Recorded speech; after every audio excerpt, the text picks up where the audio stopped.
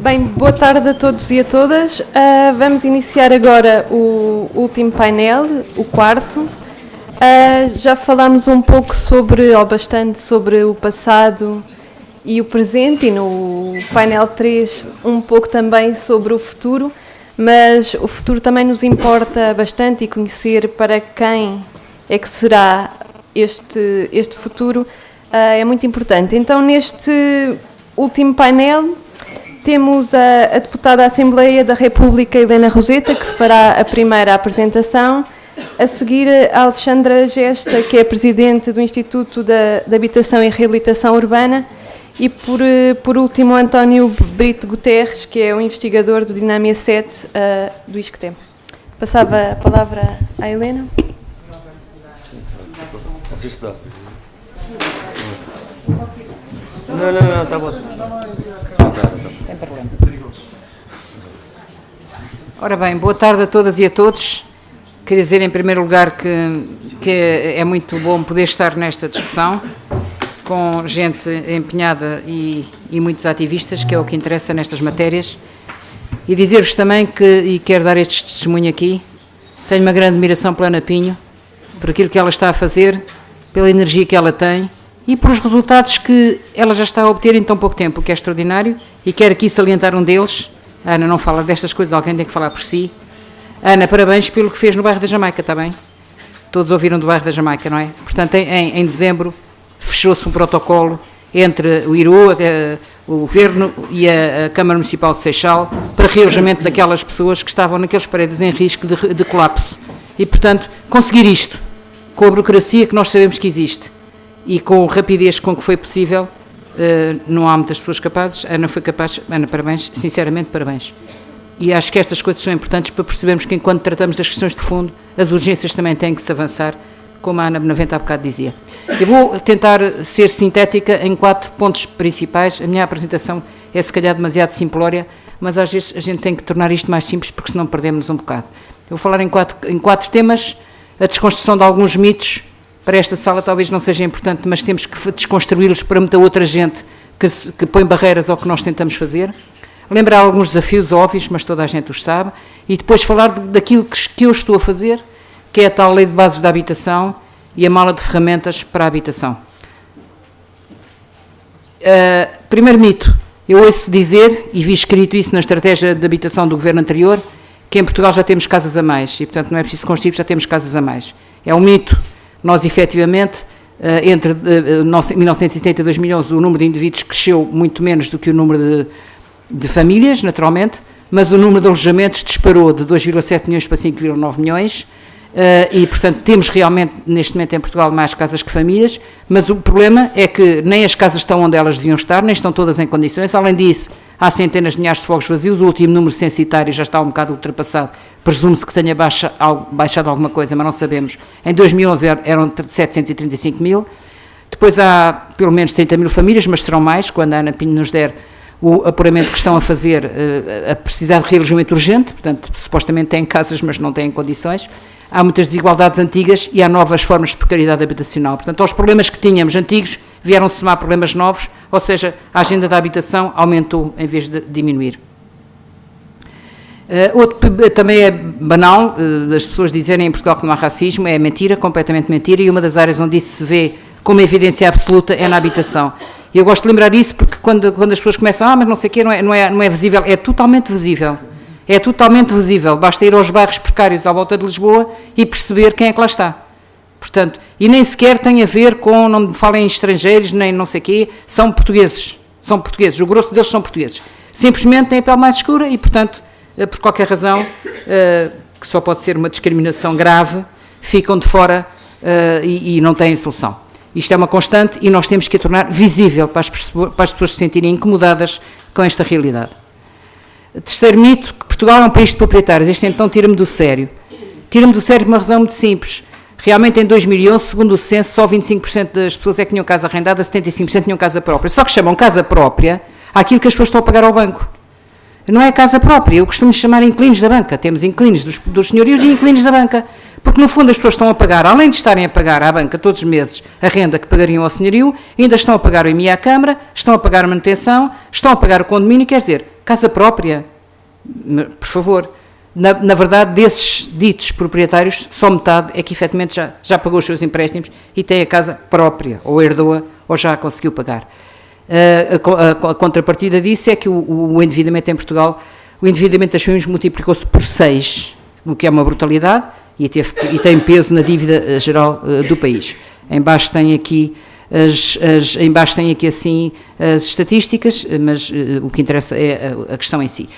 Outro mito que também eu ouço muitas vezes dizer, e aliás o próprio Primeiro-Ministro dizia isto muitas vezes, isto agora com a crise vai mudar o paradigma e as pessoas vão passar a arrendar em vez de comprar. Falso. É mais caro, é mais barato comprar do que arrendar. Barato ao mês. Depois ao ano, com os IMIs e com os condomínios já não é bem assim, mas ao mês as pessoas fazem as contas, as famílias fazem as contas sempre da mesma maneira. Quanto é que eu posso gastar por mês? Quanto é que eu consigo, não é quanto é que eu posso? Quanto é que eu consigo pôr de parte por mês para a habitação? E comparam. E chegam à conclusão que com aquele valor não arrendam, mas conseguem comprar. E, portanto, isto é importante. Estes são dados do Eurostat. Em 2014, em Portugal, o encargo com o empréstimo, sem considerar impostos, o encargo só a prestação ao banco, os encargos com empréstimo tornaram-se equivalentes aos encargos com arrendamento e, neste momento, a curva já se inverteu, porque as rendas têm continuado a subir mais depressa do que a prestação da casa. Outro mito, que arrendar é uma solução para as famílias que não têm dinheiro para comprar, então podem arrendar, pois podem.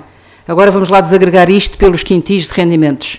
A taxa de esforço superior a 40%, que é o limite, os 40% de taxa de esforço é o limite que para efeitos de Eurostat é considerado sobrecarga com custos habitacionais. Não é a mesma coisa ter 40% quando se tem 500 euros de rendimento ou quando se tem 5 mil, mas seja como for, o 40% é o limite estatístico. Eu estou a usar o limite estatístico, que é as fontes que tenho. O que é que acontece? No quintil de rendimentos mais baixos, a taxa de esforço entre 2010 e 2014 passou de cerca de 30% para entre os 50% e os 60%. E agora continua a subir. E, portanto, isto são médias, né? Há situações que ainda estão pior que isto. Estamos a falar dos 20% mais pobres. Depois há os chamados quintis do meio, que estão aqui assim, 10 a 20% das famílias têm taxa de esforço maior do que 40%. É preciso distinguir isto. Uma coisa é a percentagem de famílias em sobrecarga, outra coisa é a taxa de esforço. Quando o programa que a Ana apresentou diz que quer reduzir a percentagem de famílias em sobrecarga de 35% para 27%, não significa que queira baixar a taxa de esforço de 35% para 27%. Ela quer diminuir a quantidade de famílias que estão com taxas de esforço maiores que 40%. É bom descodificar isto, que eu ouvi o seu Ministro dizer o contrário e, portanto, acho que ele não percebeu o conceito. E, portanto, é bom que isto fique claro para toda a gente perceber. E, naturalmente, as pessoas com mais rendimentos não têm o mesmo problema. Outro mito também, aliás, propaganda, quem quer casa vai ao banco, depois vais tratar disso, mas também aqui é ao contrário, aqui naturalmente é ao contrário. As desigualdades no acesso ao crédito, entre 2010 e 2014, naturalmente os 20% mais ricos não tinham grande dificuldade em aceder ao crédito e os mais pobres, apesar de tudo, alguns ainda conseguiram, mas com muita dificuldade. Depois outro mito, que já não há barracas. Há pouco a Paula Marques falava aqui do que é as carências, e quando a Ana diz que o que interessa é dar habitação às pessoas que, isto é, conseguir habitação para as pessoas que estão em carência. Carência é o quê? É não ter teto nenhum, ou ter uma porcaria de uma casa, ou ter uma barraca, ou o que seja. Além de haver muitas famílias a necessitar de realojamento urgente, por ter habitações precárias, sem condições, etc. Há um dado que se fala muito poucas vezes e que eu acho que é fundamental, e que eu acho que deve ser por isso, aliás, que na publicidade estão sempre a falar de remédios para as dores. As pessoas vivem em casas cheias de umidade e frias, e portanto estão sempre todas tortas, porque isso, só há remédios para dores, dor das costas, dor isto, dor aquilo. A todo o tempo que nos estão a impingir remédios para as dores, as condições de habitação são uma das primeiras causas para as pessoas passarem a vida com dores. Há outras, mas é importante isso, e não conseguem aquecer as casas. Portanto, estes dados são importantes. Em 2015, 1/3 das habitações em Portugal, praticamente 1/3, tinha filtrações, diretamente. Depois temos desafios, uns são novos, outros são velhos. Habitação para os jovens, isso é um desafio óbvio, não melhorou, piorou nos últimos anos, piorou. Tenho aqui alguns números, não vou citá-los, mas tenho aqui um desafio que gostaria de dizer, é que as famílias são mais pequenas, mas as famílias são diferentes. E temos aqui um outro problema em termos de habitação, que é o que eu chamo as famílias, os filhos com pais numerosos. Não é as famílias com filhos numerosos, é os filhos com pais numerosos, que é o contrário. Que é assim, não, mas vocês conhecem este problema, é que a pessoa tem uma casa e tem um filho que tem guarda alternada, por exemplo, companheiro e companheiro, guarda alternada. O companheiro tem que ter espaço para o filho dele e provavelmente até para outros que tenham já com outro casal, e a companheira a mesma coisa. E, portanto, as crianças precisam ter quartos em 2 sítios. Isto complica também a vida das pessoas, porque nem sempre há espaço. Podia haver espaço para uma das vezes, mas não para todas. Aliás, houve um filme francês que brincou com este problema, e os miúdos todos se juntaram e disseram aos pais: nós escolhemos a casa que é esta, circulem vocês com a mochila. Não, quer dizer, isto a gente ri-se, mas são fenómenos novos que obrigam a pensar a habitação, se calhar de outra maneira, com um bocadinho mais flexibilidade. Outro desafio, que a Ana Benavente há pouco ilustrou perfeitamente, que é a precariedade dos mais velhos. Nós até 1979 tínhamos, de 1979 em diante, tínhamos na lei uma disposição, foi do Governo da Pinta Silva, ao abrigo da qual as pessoas com mais de 65 anos não podiam ser despejadas, e quando o PS mudou a lei do arrendamento em 2006, acabou com esta salvaguarda. E, portanto, neste momento, as pessoas com mais de 65 anos são tão despejadas como as outras, a não ser que tenham contratos antigos e que tenham ficado ao abrigo, mas isso é uma minoria. E, portanto, há um artigo da Constituição da República, que é o 72, que diz que é preciso proteger a terceira idade. Eu já vou na quarta, portanto, alguém tem que me proteger, basicamente. Outro desafio, temos que repensar a agenda, isto é tudo o que a Ana está a fazer, repensar a agenda, repensar o investimento público. Há bocado o Jorge dizia como se os orçamentos transpareciam as prioridades. Neste ainda não, no 2018 ainda não, eu espero que para a frente isto mude um bocadinho. Mas só para termos assim números muito redondos das contas que eu fiz, investimento direto. Há muita coisa, pois, na fiscalidade que nós não sabemos quanto é que aquilo implica em perda de receita do Estado e, portanto, não sou capaz de quantificar. Mas naquilo que são investimentos diretos do Estado, na habitação, neste orçamento de Estado andava à volta dos 100 e tal milhões, não chegava aos 200 milhões, quando há 6 mil milhões para a educação e 10 mil milhões para a saúde.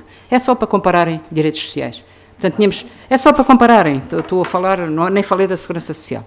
E, portanto, aqui temos números que também já foram aqui ditos, não vou repeti-los, o que é que o Estado andou a fazer com o dinheiro público.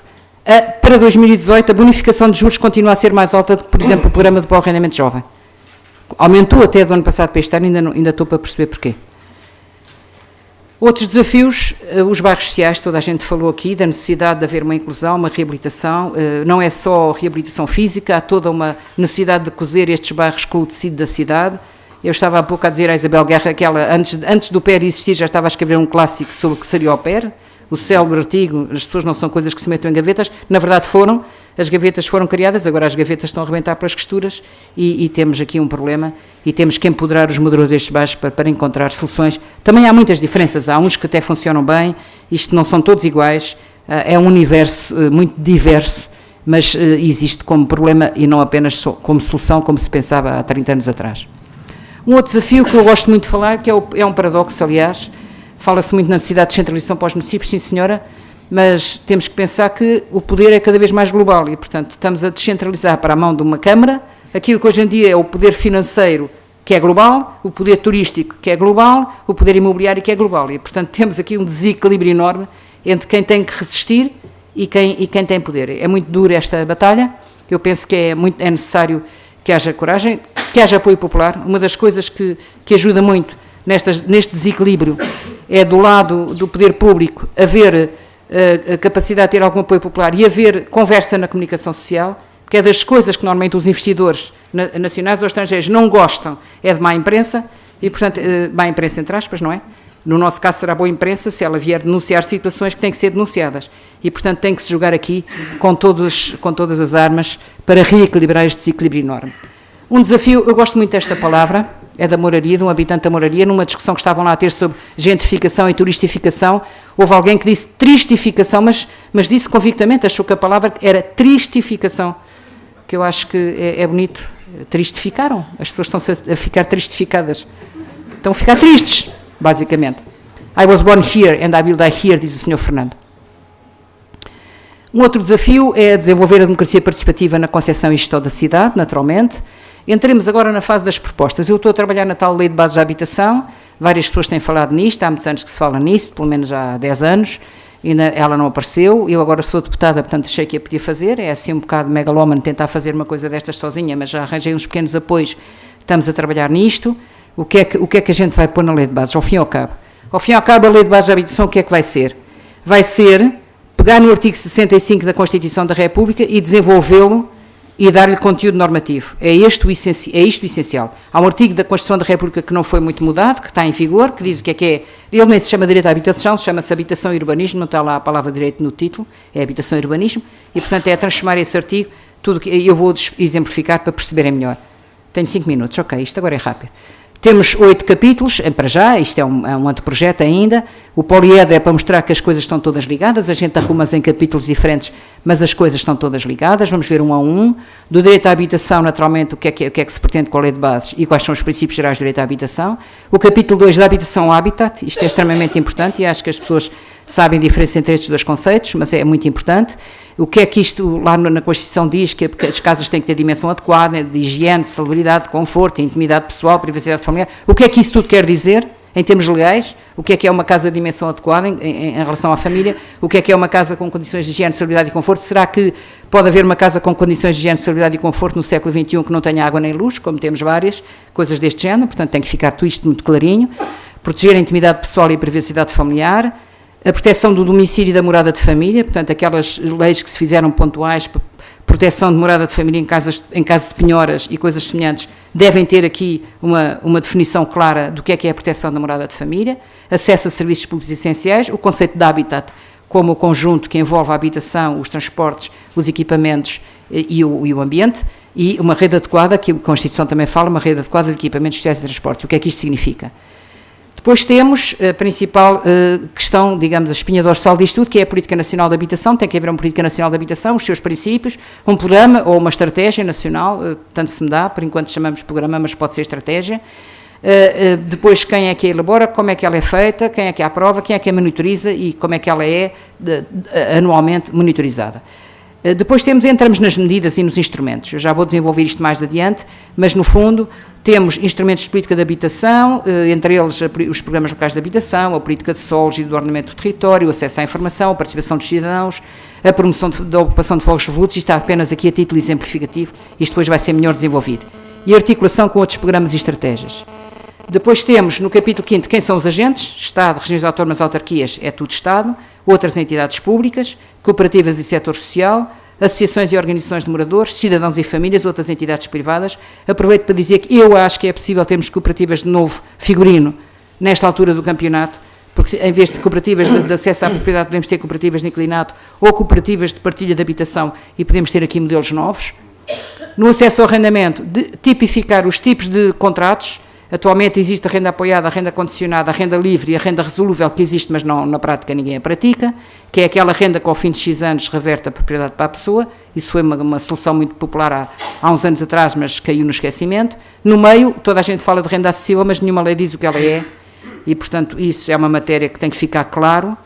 Quais são os instrumentos de intervenção pública? Podem ser incentivos, podem ser subsídios, podem ser proteções legais, já vamos ver isto também com um pouco mais de detalhe. Depois, o acesso à casa própria, porque a Constituição diz que tem que haver, proteção no arrendamento e também no acesso à casa própria. Portanto, temos de desenvolver quais são os mercados de acesso à casa própria, mercado privado, mercado público e mercado social, e quais são as condições. Aqui o mais complicado, naturalmente, é a parte do mercado público. Há muito quem defenda que o mercado público não deve dar direito à casa própria e, portanto, aqui há discussões, há duas posições muito contrárias. Quem vive em bairros públicos tem o sonho de poder comprar a casa onde mora, como é óbvio, não, mas como acontece muitas vezes, mas isto é uma matéria que de qualquer maneira tem que haver regras, isto tem que ficar claro e sobretudo tem que ficar claro a regularização cadastral de bairros informais que foram feitos em terrenos do Estado ou privados, mas que têm que passar para a posse do Estado para se poder fazer a regularização cadastral e a legalização. Se eu pensar em situações como, por exemplo, a Cova da Moura, não se passa pela cabeça que se vai fazer um bairro para realojar aquela gente toda, mas passa pela cabeça que é preciso regularizar a propriedade daqueles terrenos e tentar depois com os moradores ver como é que aquilo se pode regularizar. Só para a vossa informação, os moradores na Cova da Moura pagam, quer dizer, a Câmara da Amadora recebe 2 vezes IMI pelo terreno do proprietário privado paga IMI, e IMI deles que também pagam IMI de casas que não lhes podem pertencer porque não têm título nenhum. Portanto, isto são situações um bocado extraordinárias e nós temos que batalhar para a regularização destas coisas que podem perfeitamente ser regularizadas. Programas especiais de apoio, isto é o último capítulo, desde programas de realojamento, programas de apoio à habitação, programas de apoio à construção e reabilitação, enfim, isto é o básico, apoio à conservação. Fala-se muito pouco do problema do apoio à conservação, isto é das coisas mais importantes. Se houver um bom apoio à conservação, não há depois tantos problemas de reabilitação, é mais barato, é mais metódico e é mais inteligente. Apoio ao arrendamento, apoio à aquisição de casa própria, disse, e depois as situações de emergência. que o porta de entrada fala, proteção em caso de emergência, e temos a situação das pessoas sem abrigo, que em Portugal é uma política que depende da segurança social, portanto não está na área da habitação, embora o sem abrigo signifique claramente não tem em casa. Portanto tem que haver aqui um cruzamento, agora já está articulada, claro, com a Ana não espera outra coisa que não articular isso, mas é evidente que não pode ser uma política só de segurança social, é claramente uma política de habitação e para, em muitos casos até prioritária. Ora bem, agora entramos naquilo que eu chamo a mala de ferramentas. Depois disto tudo, agora, o que é que vai ser feito? Eu estou a trabalhar na fase final do anteprojeto, vamos apresentá-lo na Assembleia da República, torná-lo, pô-lo cá fora para as pessoas o poderem discutir, poderem dizer que não concordam, ou melhorar, ou a estrutura, ou o articulado, que não deve sim, que deve ser assado. Mas, entretanto, houve esta feliz iniciativa da nova geração de políticas de habitação, foi posta em consulta pública, e houve um bom trabalho de consulta pública feito pela ANA e pela Secretaria de Estado e pelo IRU nesta matéria. Eu, através do Grupo Parlamentar do PS, também fizemos a nossa parte, e essa parte ainda estou a apurar. Só para a vossa informação, nós tivemos cerca de 2.000 respostas ao inquérito online, ao inquérito que fizemos sobre a nova geração de políticas de habitação. E agora estamos a apurar essas 2.000 respostas, têm coisas interessantes, portanto, é complementar daquelas centenas de contributos que a Ana tem estado a recolher. Portanto, recolhemos aqui muita informação que é útil para que agora a Lei de Bases também tenha um pouco mais de, enfim, adesão à realidade. Quais são as medidas que podemos ter? Podemos ter medidas de promoção direta, que muita gente já falou aqui, de fiscalidade, de financiamento e de regulação. Quando eu digo regulação, estou a falar de leis. As medidas podem se dirigir à procura ou à oferta. Muitas vezes as pessoas não distinguem as duas coisas, mas são políticas diferentes. E é preciso perceber isso para termos a mala de ferramentas. A mala de ferramentas é o quê? No fundo é uma lista de medidas e instrumentos políticos que podem ser usados por este governo ou por outro qualquer. E uma lei de bases não é só para servir este governo. Uma lei de bases, se for bem feita, deve poder ser utilizada por governos com componentes, apesar de tudo, diferentes, não é sempre a mesma política, pode haver variantes na política, até porque o contexto também muda, mas há instrumentos que também nós não inventamos a roda, há instrumentos que existem. Agora, podemos lançar mão deles ou não lançar mão deles. Cada governo depois faz um mix destes vários instrumentos para definir a sua política de habitação e validá-la no Parlamento. Portanto, estas caixinhas da mala de ferramentas vêm depois aqui exemplificadas uma a uma, não sei se vai dar tempo para as mostrar todas, são 8 caixinhas, vem exemplificado uma a uma, por exemplo, promoção direta para a procura, o que é? São programas públicos de realojamento, em que o Estado fornece casa às pessoas, programas públicos de reabilitação dirigidos aos moradores, programas públicos de habitação acessível dirigidos aos moradores. Isto é a promoção direta para a procura. Se for para a oferta, o que é? É disponibilizar terrenos, por exemplo, a cooperativas, ou disponibilizar terrenos, desculpem, voltar atrás, disponibilizar terrenos para promotores, é também o exercício de direito de preferência ou o poder de expropriação para poder alterar as condições da oferta. Isto é promoção direta. Nas políticas fiscais, portanto, eu não vou entrar agora no detalhe, mas quer dizer, há várias medidas ao nível dos vários impostos, quer dirigidos às pessoas que são inquilinos ou são proprietários ou hipotecários das suas casas, quer para a procura, que essa então é dirigida aos promotores, aos construtores e às cooperativas. E aqui há medidas positivas e negativas, há facilidades fiscais e há sanções fiscais, penalizações fiscais. Nós não temos muitas destas medidas neste momento nos nossos orçamentos de Estado, mas estão desgarradas de um conceito geral, quer dizer, de repente faz-se uma redução de IVA aqui, de repente faz-se o aumento do IMI ali, de repente faz-se uma diminuição de IRS ali, e depois acontecem coisas absurdas. Por exemplo, as pessoas que têm contratos de arrendamento recentes podem deduzir no IRS o valor da renda. As pessoas que têm contratos de arrendamento antigos, mesmo que já tenha sido atualizado o valor, já não podem deduzir, porque as coisas não estão cruzadas. Portanto, eu tenho um contrato de arrendamento antigo, suponhamos, já foi atualizado, já estou a pagar 10 vezes mais ou 100 vezes mais, mas já não posso deduzir porque ficou de fora, porque aquela lei não entrou no benefício. Portanto, há muitas coisinhas destas na legislação, muitas contradições destas que é preciso passar a pente fino para corrigir. Depois tem medidas de financiamento, que são medidas de subvenção. A grande discussão aqui que é conhecida é se os subsídios à renda não servem ao mesmo tempo para aumentar o valor das rendas, há quem defenda isso e há alguma evidência que isso acontece, mas por outro lado também há a urgência de conseguir que as famílias tenham acesso ao valor das rendas. Evidentemente que isto é aquela coisa, isto é tudo um problema mais geral que se insere num contexto mais vasto. Se as pessoas ganhassem melhor não estávamos aqui todos a discutir. Mas esse é o contexto mais vasto que ultrapassa as políticas de habitação. Se as pessoas ganhassem melhor, evidentemente que já não era tão complicado. Medidas de financiamento dirigidas à oferta, portanto diretas, sobretudo apoio a cooperativas, mas facilidades de crédito, essas é onde o Estado tem gasto mais dinheiro, como já vimos, facilidades de crédito há muitas facilidades para efeitos de promover obras de construção, reabilitação, alguns dos instrumentos da nova geração de políticas inserem-se claramente aqui, a Casa Eficiente, o IFRU 2020, são ferramentas de financiamento direto à oferta. A regulação e a procura são leis, portanto, no lado da procura, a legislação sobre habitação pública, que é dirigida diretamente a quem procura casa pública, a proteção de morada de família é uma medida de regulação. Estamos a acabar, estou a entrar no último slide. É no último slide. Então pronto, é isto. Isto, como veem, a mala de ferramentas pode acrescentar-se. Eu, aliás, ao ler muitos dos comentários que recebi na consulta, há mais ideias que as pessoas têm, que eu agora estou a arrumar na mala de ferramentas, para depois perceber dos comentários todos quem é que disse o quê e onde é que está a mancha mais engraçada ou que a gente tem que desenvolver melhor. Mas a ideia que eu queria passar é esta. Olha, políticas de habitação há muitas. Nós temos é que escolher o bom mix daquela que nós precisamos neste momento em Portugal. Já temos a boa Secretária de Estado, agora precisamos lhe dar força para termos o bom mix das políticas que precisamos. Muito obrigada.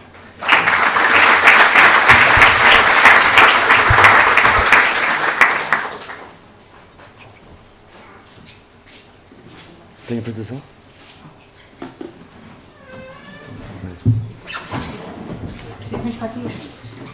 Não, mas agora não sou, agora... Não, é preciso disto? Sim. Nós temos que tentar, acho. Vai, muito assim.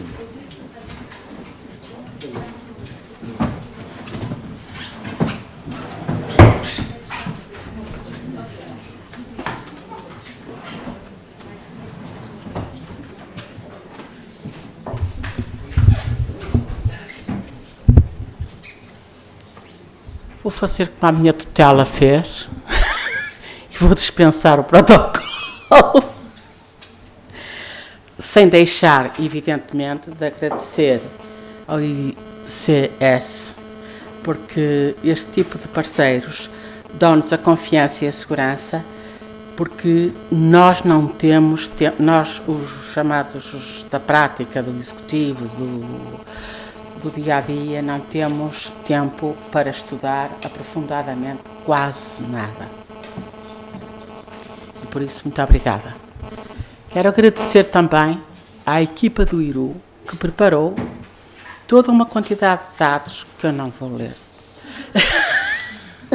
mas que podem estar aqui a qualquer momento, porque eu, sinceramente, já tive aí 10 apresentações para fazer aqui ao longo do tempo que estive a preparar isto.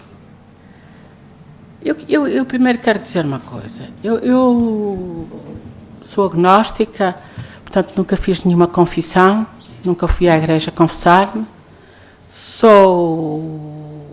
nunca fui filiada em partido nenhum, portanto nunca tive que fazer nenhuma autocrítica sincera e, portanto, a responsabilidade dos meus atos são comigo que eu tenho que responder. Há uma coisa que eu gosto de lembrar, embora toda a gente saiba e toda a gente sente isso, mas é que vivemos num sistema de capitalismo selvagem, primeiro. Depois, que me lembro desde 75 da música do Sérgio Godinho sobre paz, pão, habitação, educação, etc, etc, etc. E de muitas outras. Mas essa concretamente foca um conjunto de coisas naquela altura que eram importantes.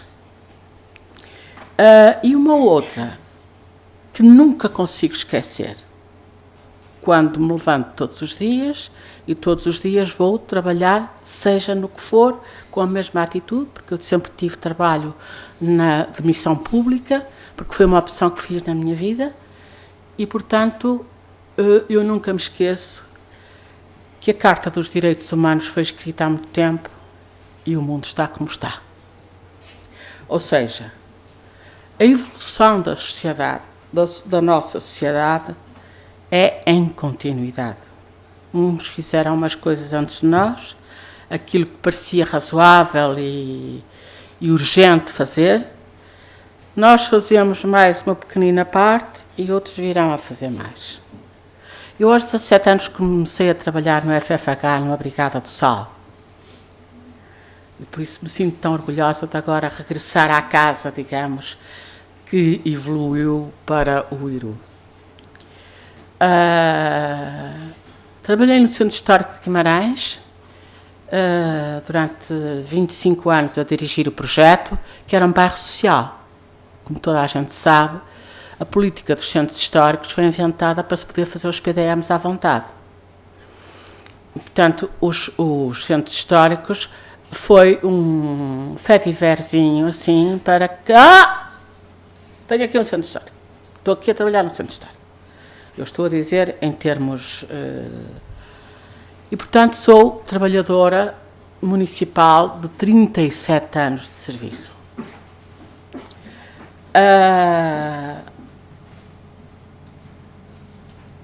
Há uma coisa que me faz um bocado de confusão, às vezes, que é, quando venho a estas sessões, fico atordoada. Porque me dá a sensação de que não tenho tempo para nada. Quando o tempo é o tempo que a gente tem. E o facto, como a Helena Roseta disse, termos atualmente uma secretária de Estado, sobre a qual eu não vou comentar nada porque não me é permitido, e que lança um conjunto de novas políticas que será o nosso tabuleiro legal para se poder atuar, ter uma atuação integrada no território. Eu muitas vezes interrogo-me que é um bairro social. E então, desde que vim para cá, isto tem sido um bocado complicado para mim. Porque a minha maneira de ver as coisas é um pouco monótona. É um pouco continuação daquilo que eu sou, quer dizer, a minha atuação decorre da maneira como eu funciono. E então, às vezes, eu pergunto se não seria possível fazer uma coisa muito melhor. É capaz, mas eu sou quem sou e o que eu consigo fazer é o que eu consigo fazer. Eu vou só mostrar-vos aqui uma coisa que aparentemente pode não ter sentido nenhum para aquilo que estamos a falar, mas eu acho que tem. Isso eu acho que tem, vou mostrar.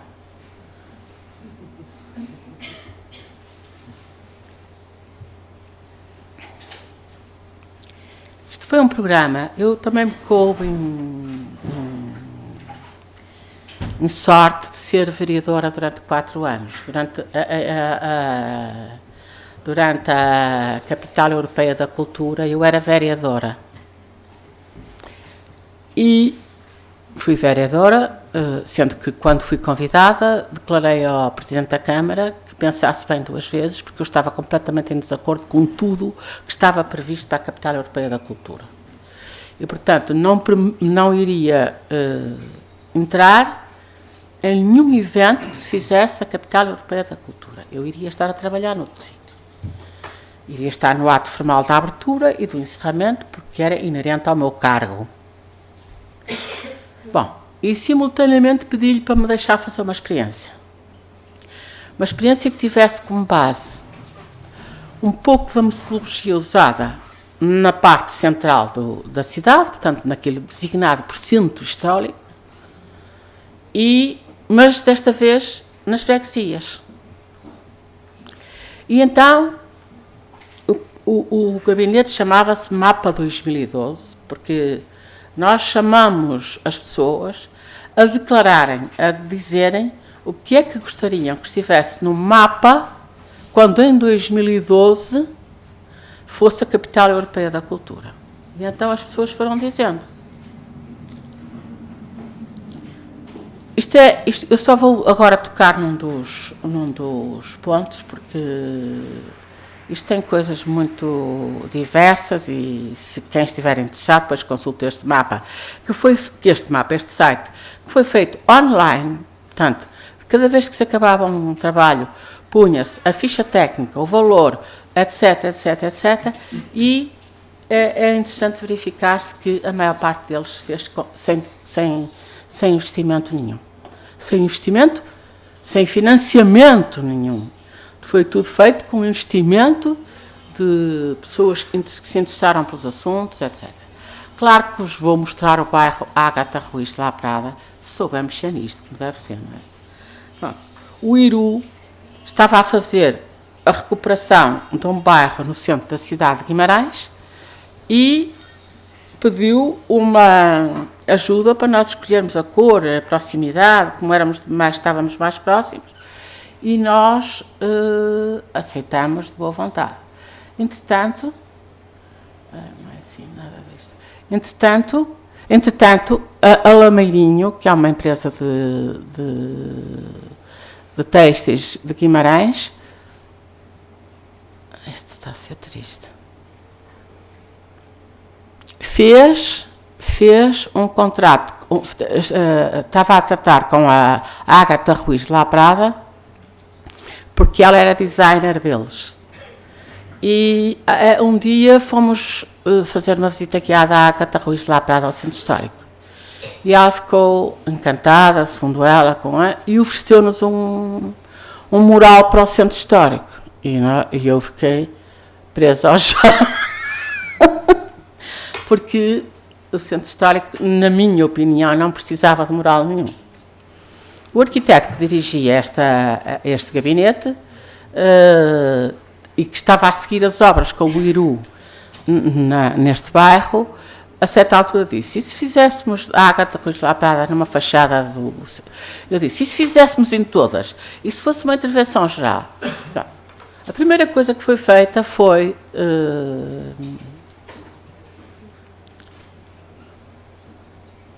reunir os moradores. E da tarde para a noite, reunimos os moradores às horas que lhe dava mais jeito. Fechamos num espaço e dissemos, ninguém sabe o que aqui vamos fazer. Estamos nas vossas mãos, vocês decidem se querem ou se não querem. E se não quiserem, o assunto fica arrumado já. Tínhamos várias propostas, eles disseram que queriam, e então fizemos uma coisa que foi... então ninguém sabe, sabemos nós, vamos dar andamento a isto e vamos concretizar a ideia que vocês querem. Começamos a fazê-lo e isto era para ser apresentado, era para ser terminado no 24 de junho, que é o dia 1 de Portugal, não sei se vocês sabiam, mas é o dia 1 de Portugal, porque é o dia da Batalha de Alves Barrota, não sei se foi aquela em que a mãe apanhou porrada do filho, já não me lembro bem. Pronto. E, portanto, é o dia da cidade e é o dia em que se começam as inaugurações. Quando eu estiver para depois eu calmo logo. Ok. Mobilizaram-se as associações da cidade, o IRU continuou a fazer o seu trabalho, a IRUP cedeu as tintas e a pintura, o empreiteiro cedeu os andaimes, e a Ágata a seguiu, acompanhou a obra. Fez-se uma festa na véspera de São João, onde esteve a jantar a Ágata Ruiz de La Prada, e, tendo eu pedido no Executivo 5.000 euros para a festa para os 2 dias, ao que a vereadora da Cultura, que nessa altura tinha vários milhões na mão, a semear, não se sabe bem aonde, não, sabe-se, aqueles eventos todos que aconteceram, me disse, generosidades dessas também eu tenho. Coitada. Ai, não era isto que eu queria, era aquilo. E já termino.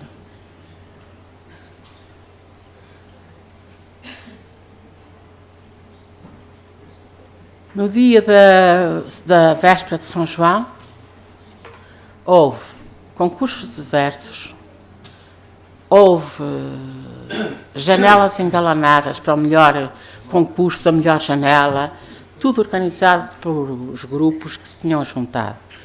E uma tarde, uma noite e uma tarde de festa, na qual estava, eu não sei, eu queria abrir esta fotografia, mas não sei se consigo, é melhor deixar estar assim.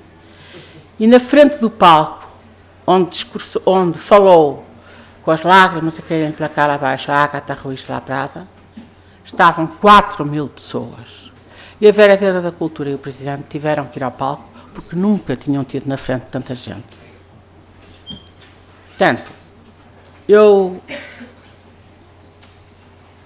a única coisa que quero dizer é que isto é um método para o qual o enquadramento legal da Sra. Secretária de Estado assenta com uma luva. E, portanto, só vos queria dizer isto, que o futuro será o que todos conseguirmos fazer. Não é da mão da senhora, não é isso, é mesmo com murros na mesa e tem que ser preciso agora e não sei como é. Só quero terminar com uma coisa que faço questão de falar também, que é a casa. A casa é muito importante e, como diz a Secretária de Estado, não é só um teto, é o lugar onde vivemos. E para isso há uma atuação que eu considero fundamental, e gostava de conseguir fazer isso durante o tempo que estiver aqui. E depois logo se vê, que é a saúde mental. Não nos podemos esquecer-nos que a saúde mental está na base da maior parte da degradação. As famílias estão desestruturadas, quer seja do reitor, não estou a falar de nenhum especial, até aos bairros que nós temos, até às casas mais pequenas. A saúde mental está a ser descurada. A saúde mental tinha direito a ter um boletim como o das vacinas. E, portanto, eu lutarei para que tudo se faça, incluindo isto. Obrigada.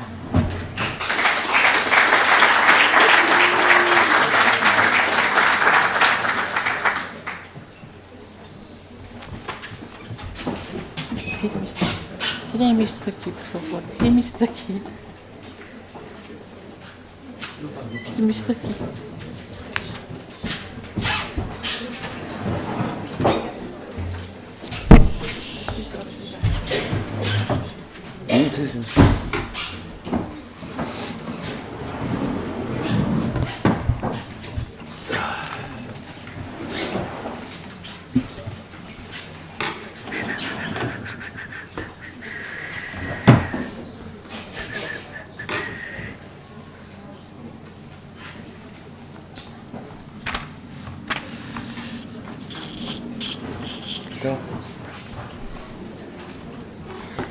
Bem, conseguem ouvir-me? Sim. Antes de mais, queria agradecer o convite. Eu sinto-me, sinceramente, não sei se é pelo meu estilo, se é pela diversidade que querem impor aqui, mas sobrevalorizado. Tipo, eu não sinto que deva estar aqui. Sério, no sentido do que tenho para dizer. Por exemplo, acompanham-me neste painel dos mulheres que têm história executiva, legislativa, de muitos anos de prática. Eu sou só um puto, de facto, quero de um lado para o outro, bairro em bairro, sítio em sítio. Não é um pouco verdade, portanto, vou opinando. Já fui mais ativista do que sou hoje, mas sinto mesmo esse... Por outro lado, gostei... O que é que seremos nós? Não. O que é que seremos? Não, já. Nós já alargámos há pouco a terceira idade para a quarta idade, portanto estamos à vontade para... Não, entretanto, ainda fiz aqui algum sucesso, porque quando a Helena começou a apresentar, a Ana disse logo, eu vou para ali para ver, e eu, porque acho que não tenho um olho... porreiro, disse, fica aqui porque eu consigo ver a apresentação da Helena aqui. A determinada altura eu percebo pelo reflexo, né, que a apresentação foi um grande sucesso, montes de fotografias, e eu estava com a cabeça no meio dela. Portanto, eu nunca fui tão fotografado como nesta sessão. Vocês repararam, na segunda metade tentei baixar, mas eu não podia desaparecer da mesa, né? Mas ainda assim tinha uma rasta no ar e tal, coisa. Pronto, eu podia, de facto, eu vim para cá e o último mês estive mais ou menos de sabática a escrever, desliguei telefone, desliguei tudo.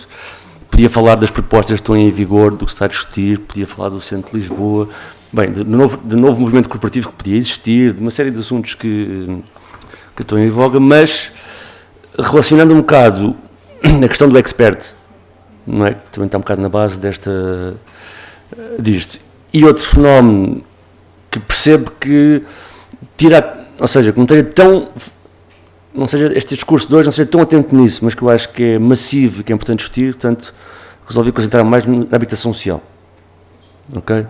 Vou falar disso. E a minha apresentação, que o João Ferrão pediu-me simpaticamente que eu repetisse mais ou menos a que fiz há um mês na Lourinhã, porque lhe facilitava o resumo, já que eu era o último, é um bocado à volta das atitudes a ter em volta das políticas. Não tanto sobre as políticas, porquê? Eu não quero dizer que sou uma pessoa que está enganada ou que fui enganado, mas também fui. No sentido em que um discurso de políticas integradas, de participação, também o Passo Coelho fala disso. O que quer dizer com isto? Não estou a desvalorizar o que a Helena diz, ou o que a Ana Pinho disse, ou o que a Paula disse. Só estou a dizer que, a nível do discurso, já se inventou tudo. E, portanto, para além do discurso, queria falar de atitudes que eu acho que são importantes, e vou falar sobre a habitação social também, porque já vão perceber qual é a ideia de falar disso. Só para ter uma noção, agora em 2018 faz 100 anos, agora depende, eu não sou historiador, mas faz mais ou menos 100 anos que começou a habitação social em Portugal, que, caso não saibam, tem uma vertente no seu arranque reacionária, de defesa perante, bem, 1918, vão ver o contexto histórico, não é? Pronto. Os grandes protestos da República eram contra, tinha a ver com a especulação imobiliária dos arrendamentos, não é? Então Sidónio Pais lembra-se de, temos que, não é? Portanto, 1918, como sabem, Sidónio Pais foi assassinado e depois isto é retomado mais tarde com o Estado Novo. No Estado Novo, como sabem, só para ter um exemplo, minha avó, minhas tios avós moravam todos em habitação social. Mas o quê? Madre de Deus, Olivais do Sul, portanto, a habitação social que era para uma classe administrativa, não é? Classe média baixa. E depois tínhamos para os outros os bairros provisórios, os bairros Pato Cruz, o Fonseca e Calçada, muito antes de terem o formato que temos hoje, que eram bairros provisórios onde constava uma moral, não é? Eram provisórios porquê? Porque essas pessoas ainda tinham que atingir uma emancipação do homem português, não é? Havia ali um padre, havia um assistente social que via se havia adultério, se iam à missa, para atingir um patamar qualquer de poderem passar para a fase seguinte. Depois, isto está a funcionar, está. De repente, aquilo que nós chamamos de habitação social hoje em dia, e porque é que eu acho que é importante este pequeno recuo ao passado, que é perceber, ele deu um toque também sobre isso. De que é que estamos a falar quando estamos a falar de habitação social? Não estamos a falar da minha filha que vai no futuro concorrer a uma casa no centro de Lisboa, nem estamos a falar, se calhar, dos filhos do amigo, do Malheiros, Telheiras, não é? Não estamos a falar do caso, o exemplo que eu estou a dar, que é na Holanda, por exemplo, em que há bairros sociais, a habitação social é outra coisa. Estamos a falar de Lisboa, que às vezes temos pouca noção disso, também é uma das razões por muita coisa aconteceu da maneira que sabemos, que este pedaço está ali, que ali, por questões más de design meu, não chega até Setúbal, mas é um espaço que em 30, 40 anos passou de centenas de milhares de pessoas para 3 milhões. Isso é muito rápido, não é? E aquilo que chamamos de habitação social, no contexto mais que estamos aqui, foi aquilo muito que aconteceu depois de 25 de Abril. Desde os SAUs, os CDHs, o Fundo de Fomento, algumas cooperativas, não aquelas que a Paula falou, outro tipo, e depois o PER. No fundo, foi um bocado por aí que, quando falamos de habitação social, eu estou a falar aqui, é isso. E se olharmos hoje em dia, isto é mais ou menos um mapa. Também é curioso que os municípios, através do PER, tinham feito a habitação social e que há uma correspondência direta entre a habitação social feita pelos municípios, muitas vezes, também, obviamente, pelo INH e pelo IRU, mas há uma correspondência direta entre a habitação social e aquilo que os municípios chamam bairros prioritários. É curioso, não é? Portanto, há uma política pública de fazer bairros e logo a seguir as próprias entidades chamam esses bairros que construíram, promoveram, sítios estruturados. Portanto, logo aqui há aqui um paradoxo que acho que é relativamente interessante. Se vocês verem, e por isso é que acho que é importante, para as atitudes que estou a falar disto, este conjunto de territórios, em Lisboa ali percebe-se bem, não é? Tens um conjunto de territórios do lado leste e um conjunto de territórios do lado oeste da cidade, que eram das pessoas que vieram para Lisboa trabalhar, estavam perto das indústrias do fim da cidade de altura, não é? Que olha para a Amadora e para aqueles bairros que ainda hoje perduram, percebem claramente que era o fim da cidade na altura, baldios, estradas militares, entre municípios, ao lado da indústria da Venda Nova, tal como aconteceu com as vilas da Baixa da Banheira, como não é por acaso que o Val da Maneira vai parar ali também. Portanto, esta ligação de migrações para Lisboa, ao pé dos espaços de produção, e quem está nos bairros sociais hoje em dia são essas pessoas. Portanto, são pessoas que migraram para Lisboa, internamente ou externamente. Portanto, pessoas que vieram do interior do país, pessoas que vieram de países africanos e, por exemplo, pessoas cuja construção social as obrigou a ir para lá, nomeadamente ciganos. não é? Que há esta história, os gigantes são nómadas, os gigantes de Lisboa que eu conheço foram todos empurrados, são nómadas, não, são desterrados, não é? Por exemplo, falo com a família Maia, moravam no Lago de Santa Bárbara, porquê? Porque negociavam cavalos, ficavam ao lado do Campo Santana, que era a antiga Praça de Torres, portanto moravam aí, lá veio o plano de Ressano Garcia, não sei o quê, e tudo o que vem a seguir, eles vão subindo, calçada de Arroios, Posto dos Mouros, pátio do Padeiro, que já não existe, que ali é o pé de Paiva Conceiro, e finalmente Corraleira, não é? E portanto, quando nós falamos de habitação social, estamos a falar destas pessoas, pessoas que migraram para trabalho, muitas vezes em situações precárias, são pessoas, as da minha geração, há quem, e hoje eu tenho alunos muito novos que não têm noção disso, a Helena de certeza tem, e as pessoas que estão aqui no painel sabem, que era em Lisboa, cada vez que eu fazia uma avenida, tinha um bairro de barracas, que isso era, eu chegava ao Orieiro, pumba, chegavas ao Leix, pumba, e os miúdos hoje em dia não têm noção de como isto era antes, não é? E essas pessoas são estas, que migraram, que vieram para aqui trabalhar, etc. São estas que são realojadas. E isto é importante porque é o ponto de partida que nós temos, não vale a pena aqui esconder. E depois acontece aquilo que a Helena falou, que é, e essa segregação, a segregação espacial que existe em Lisboa está associada a isto. É pessoal africano que vai para ali, pessoal trabalhador que vai para ali. Portanto, isto é importante porque é o ponto de partida que nós temos e não podemos ignorar que isto é o que existe e daí que partimos. Primeiro, atitude que devemos ter em relação a isto, e começa logo aqui para este espaço, que é, nós não podemos mais fazer fóruns de habitação sem moradores e sem pessoas. Acho que, e principalmente que o grupo de trabalho está aqui, obviamente que eu sei que é difícil pôr na agenda, num dia inteiro, uma série de opiniões diversificadas, mas não só temos ainda heranças importantes de pessoas que trabalharam no SAL, por exemplo, partilhar a experiência, como temos uma nova geração de pessoas que estão a mexer. Não é? Muitas vezes de forma diferente, não com o nome da associação de moradores, mas coletivos em vários bairros, que até, por exemplo, tentam falar das questões que eu falei, da segregação racial, de outras culturas. Há muitas associações e coletivos que estão a aparecer e que é importante que eles apareçam e estejam nesta discussão. Não é?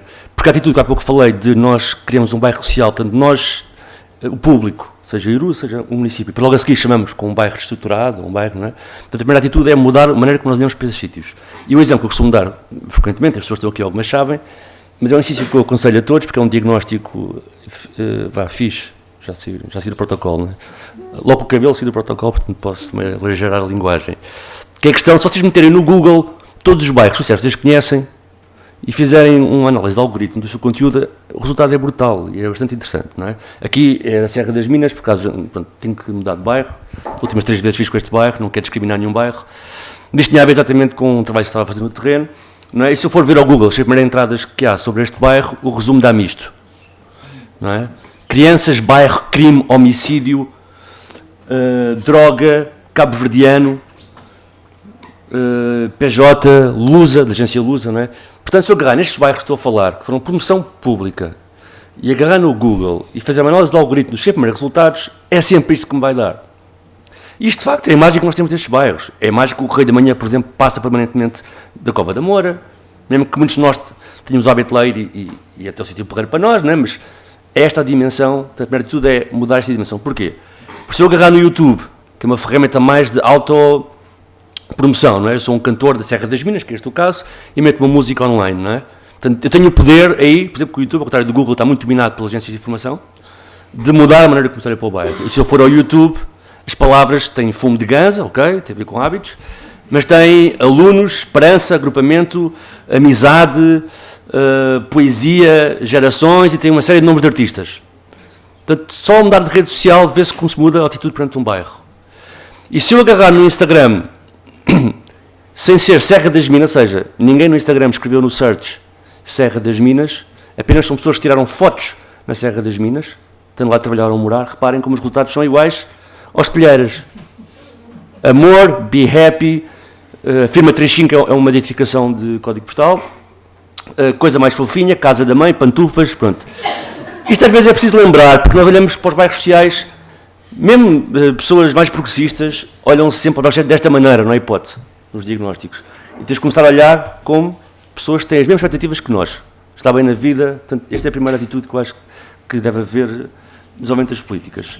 A outra, e vou muito ao encontro aqui do que o Tiago falou há pouco, e este exemplo que eu vou dar aqui concreto é apenas interessante porque está quase sobreposto, ou seja, o espaço do realojamento é praticamente ao lado do espaço do antigo bairro, né? Normalmente temos, em Lisboa isso aconteceu bastante, fora de Lisboa, como sabem, e para o pessoal do Experts, então ainda melhor, sabem que as deslocações quando havia muito terreno barato e ainda de uso agrícola, foi fácil tirar as pessoas da zona mais central. Mas que isto aqui é o descampado onde havia a corraleira, lá ao fundo, são pelos jovens, lá direto aos alojamentos, e este descampado aqui era onde havia a corraleira. E o que é interessante, isto aqui vocês não vão perceber, não sei o que eu explico, também a ideia é um bocado essa. Portanto, vocês conhecem este descampado perfeitamente, é aquela ligação que se faz ali das Olaias para Paiva do Caceiro. Do lado, nas pontas destes descampados existem os realojamentos, e aquelas manchas amarelas estão ali mais, peço desculpa, só porque... João, prometo que é só desta vez que me levanto. Estas manchas estão ali, são onde as pessoas no inquérito, cerca de 100, responderam que era uma história importante da sua vida. Uma história importante da sua vida. Portanto, perguntou-se a 100 pessoas, diz-me uma história importante da tua vida. E 99 pessoas puseram a história no descampado na Via Corraleira. Sendo que o realojamento, que é onde estão os outros pontinhos, porque tem a ver com propostas, tem a ver com a atualidade, não é? Onde eles estão há 18 anos a viver, não tem uma história, tem uma história só. E se vocês forem ver os conteúdos desta história, os conteúdos têm a ver com, era a oficina, foi onde criámos a cooperativa, foi onde criámos a comissão de moradores, era onde fazíamos uma espécie de sopa para todos. Portanto, outra atitude que eu acho que é preciso ter em relação a esta questão dos bairros sociais é a questão de não ajudar esta desfiliação. As pessoas da sua omissão, nós sabemos que na Corraleira a situação era muito grave. Por exemplo, as pessoas da minha geração iam para a escola só para comer e a seguir iam roubar leite para dar aos irmãos. Portanto, isto é da minha geração, não é? Portanto, foi há pouquíssimo tempo, foi anos 80 e 90 isso acontecia. Mas as pessoas, na omissão da presença do Estado, criaram uma espécie de, não diria cidadania, mas realmente recriaram muita coisa. E quando o realojamento é feito, e este exemplo é interessante porque é ao lado, porque eu consegui fazer estes exemplos também com outros bairros, quando este realojamento é feito, as pessoas sentem isso ainda. Portanto, foram realojadas, deram-lhes a casa, mas não lhes deram o habitat, deixaram de ter os seus negócios, deixaram de ter os seus passos para promover a sua vida social, e acho que isso é bastante importante. Portanto, esta desfiliação, a questão do habitat, acho que é importante não esquecer, porque está escrito em todo lado, mas depois não se faz. Não é? Porque depois uma loja é dada em bruto, e portanto a pessoa não consegue recuperar. E não é só isso, há muitos de... Outra questão que vai ser rápida, já fui falar muito aqui, é a questão e não liguem ao desenho, vou explicar. Tem a ver com a integração das políticas. Talvez por sermos um país pequenino, não sejamos muito descentralizados. E temos políticas todas feitas, há bocado a Helena falou disso, a Ana também, que é habitação, educação, saúde, etc. Mas quando nós estamos no território é que percebemos como elas cruzam todas, não é? Porque o jovem ou a criança que mora numa casa sobrelotada é o mesmo que está na escola, tanto educação, que não está a ter aproveitamento escolar, que é o mesmo que tem um irmão que tem um problema com a direção geral de criança social. Portanto, ali nós vemos como tudo se cruza. Então temos que olhar de forma integrada. Não só a política em si, mas também por instituições a trabalhar de forma integrada. Outra atitude, que eu vou usar o mesmo esquema para mostrar isto, tem a ver com a própria economia das políticas. Ou seja, portanto, aqui não é a economia institucional, nem a integração, nem é ter uma governação integrada das instituições. É a economia das políticas. Por exemplo, grande parte das políticas que estão hoje e que cercam estas pessoas são corretivas. Certo? Eu não tenho rendimento para o RSI, tive um problema com a justiça, vou à assistente social da DGRS, é a CPCJ que acha que a forma que a minha família não é estruturada, o que é isso? Não é? O reitor também não tem estruturado, mas não leva com a CPCJ. Mas, eu não estou a dizer que não façam o trabalho, fazem, mas a parte das políticas são corretivas.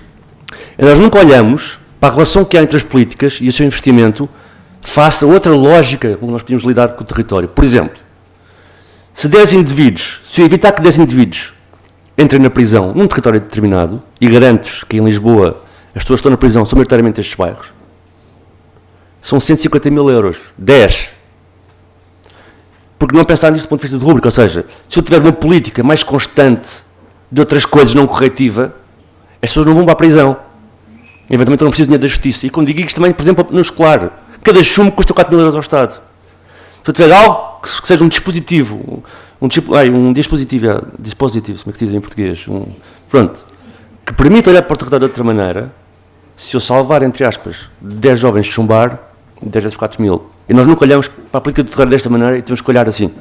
Não para a parte corretiva, que é caríssima, mas sabemos serem rúbricas de políticas para mudar. Outra questão que foi falada aqui, isto é um exemplo, são 2 exemplos, tem a ver com a participação política. Se nós queixamos muito que as pessoas não votam em geral, nestes bairros vocês nem imaginam. Eu consigo chegar com um telefone a uma esquina qualquer e falar com 20 pessoas que nunca votaram na vida. E que mete a questão também que o Tiago falou, cidadania.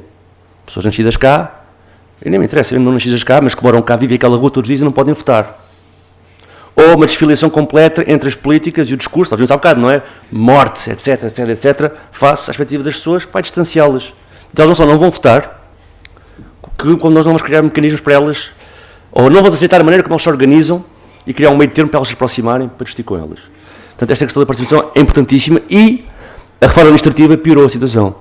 Porquê? Eu tinha um bairro de 3 mil pessoas e muito poucas pessoas votam, e aqui estão exemplos de 70% da abstenção de freguesias em que são dominados os bairros sociais. Portanto, 30% de pessoas é que votam. Não, isto aqui é em Sintra, só para mostrar que de 4 em 4 anos, ter uma freguesia, está a diminuir o número de votantes ao nível de 8 a 10%, sendo que uma freguesia dominada por bairros sociais. Aqui é o Val da Amoreira, em que o candidato ganha com 1.500 votos, sendo que a total da população é quase 20 mil. Portanto, pessoas que não são cidadãs, não estão recenseadas. Pessoas que, por exemplo, não dizem que moram lá, porquê? Há bocado também a Helena falou um bocado disso. Estão 3 gerações na mesma casa. 3 gerações. Mas o IRU ou a Câmara não pode saber que estão lá aquelas pessoas todas. Portanto, as pessoas não se... Ok? Portanto, a questão da cidadania para mim é importantíssima e não vai haver pessoas a ajudar a montar isto sem desconstruir isto. Outra tem a ver com aquilo que nós falamos dos jovens do futuro. Não, eu já vou aí, mas estou quase a acabar. Tem a ver com os jovens e com o futuro. Literalmente, a próxima geração, essa conversa que nós temos. Grande parte destes bairros sociais, e há bocado disse que eu mostrei aquelas manchas, mas quando eu somei aquelas manchas que há bocado apresentei dos bairros que as câmaras consideram sociais, são 450 mil pessoas, na Grande Lisboa. Portanto, estão a ver o impacto que isto tem na cidade. E bairros sociais, estou a falar dos de realojamento, das cooperativas, etc. Se eu pensar que em cada diagnóstico que eu faço moram lá mais 50% ou 100% das pessoas que estão oficialmente, estou a dizer o impacto que isto tem na cidade. Estes bairros são, como estão a ver ali, os mais novos da cidade. Isto são alguns exemplos. Por exemplo, bairro dos Navegadores em Oeiras, que lembro agora aqui de cor. 46% dos jovens adultos não têm o 9º ano, que é o eufemismo para dizer que têm o 6º. Não têm o 9º, né? Frequentaram o 7º. Pronto, agora imagina os outros que têm o 9º, quanto é que são, e os... Portanto, aqui está mesmo o futuro. Portanto, aquilo que eu falei há pouco dos dispositivos, etc., arranjar a maneira das escolas estarem adaptadas à cultura, respeitarem a cultura das pessoas, serem atrativas. A escola é um sítio fundamental para dirimir uma série de problemas que às vezes há em casa. Se não é atrativo, se as pessoas falham, ok? Portanto, isto é mesmo importante.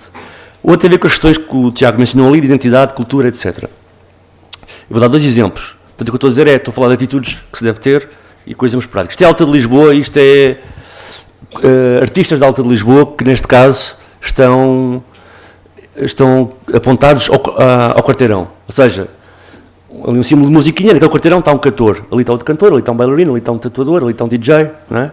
Pronto. Porquê que é o quarteirão que está sinalizado? Porque o espaço de produção deles é em casa. Ok? Enquanto, se eu for ver o mapa de instituições da Alta Lisboa, que são imensas, nenhuma acolhe a produção cultural que as pessoas têm. Portanto, isto é outra questão que é muito importante. Vou dar este exemplo aqui que é interessante. Isto aqui é um design de uma conversa minha, que é, por exemplo, também na Rinchoa. No mesmo quarteirão temos um grupo de Vila do Minho, temos uma associação de fado, temos de canto alentejano, temos um conservatório oficial de dança e fazem todos parte da aula política apoiada como cultura. No mesmo quarteirão temos coduristas, rappers, grafiters. Isso é trabalho social, não é cultura. Isto é importante para valorizar as comunidades, valorizar os bairros que nós temos. E, por fim, última atitude tem a ver com... Este é um bairro que é curioso, que é Porto Salvo, Minho das Rolas, que é um bairro de 900 pessoas. As pessoas foram para lá, já identificam rapidamente, um bairro pequenino. A maior parte de pessoas que vieram da Pedreira dos Ungos, em Santa Catarina. Rapidamente construíram 300 lotes isto é no meio do nada, atenção. 300 lotes de hortas, que são aquelas imagens todas, estão a ver ali os caixotes do bairro e as hortas. Construíram uma ponta a Indiana Jones para atravessar, para alargarem as hortas para o lado de lá. Tem um espaço chamado Buraco Bagdá, que é Buraco de Bagdá, que é a manutenção dos canos dos prédios que eles ocuparam há 15 anos, e é o espaço de recreativo dos jovens. Há estúdios de música, há barbeiros no bairro, num bairro mínimo. Portanto, olhar para isto, não destruir isto.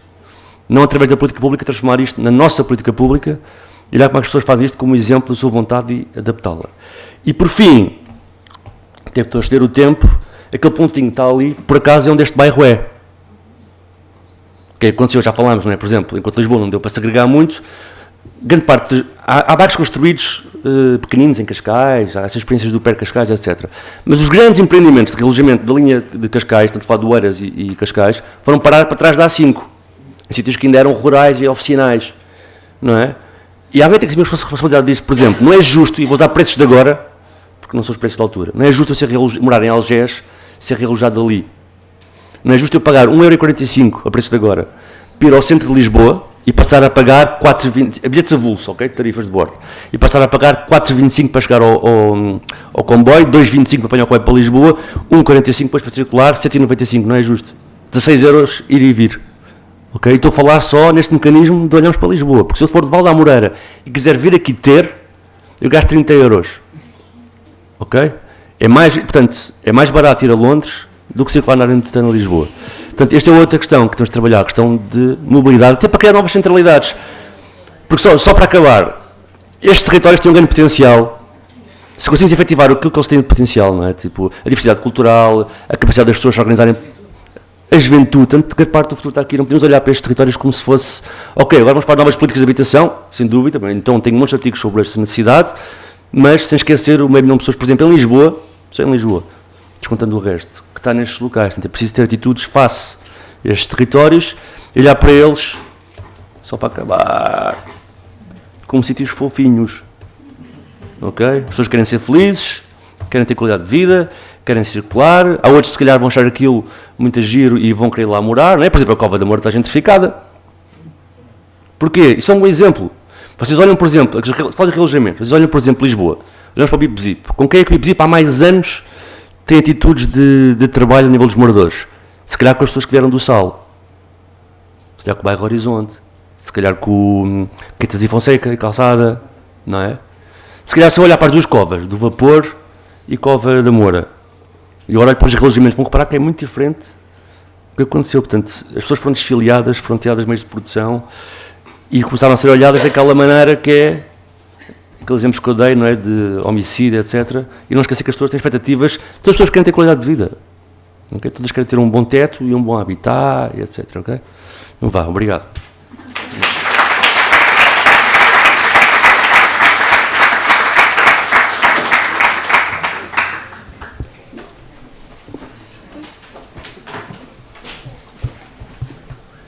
Bem, agora que ainda temos uma meia hora, mais ou menos, para continuar, antes do encerramento, perguntava se alguém tinha questões, que certamente existem muitas, depois de tantas inquietações. Ou não? Eu gostava de... Obrigada. Eu já há bocadinho me apresentei. Eu gostava de dizer que trabalhei e continuo a trabalhar muitos anos na educação, inclusive em funções executivas, e que uma das iniciativas que tomámos em relação a estes territórios foi a criação dos territórios de educação dos TEP, de intervenção prioritária, cuja filosofia era a seguinte: assegurar que nestes meios os serviços eram integrados, que nestes meios havia uma escola democrática, com tudo aquilo que corresponde às necessidades das populações. E o que é que depois a história veio mostrar? A perversidade que foi manter os TAPE quase como estigma de segunda geração, de terceira geração, de quarta geração, e a outra escola continuar uma escola tradicional a seguir um caminho divergente. E, portanto, é uma característica também muito nacional a dificuldade de articulação e de integração dos serviços. Num último estudo feito por um doutorando meu, que é da polícia, da Escola Segura, sobre o bairro em que ele trabalha, quando ele apresentou todos os serviços que estavam presentes no bairro, é que ele se apercebeu que eles estavam todos com alvéolos separados, todos a trabalhar com as pessoas, mas sem qualquer comunicação entre si. E esse é um dos problemas da administração local, central, portuguesa, e da burocracia e da fragmentação, que dificulta muito as tentativas que se fazem de lutar contra a exclusão. Acho que a frase é essa: o que se procurava com os TAPE era uma resposta à exclusão, para que não acontecesse aquilo que referiu, de haver um número de jovens em situação de exclusão escolar, que depois é uma das dimensões que leva a uma exclusão social acrescida e cumulativa. Obrigada.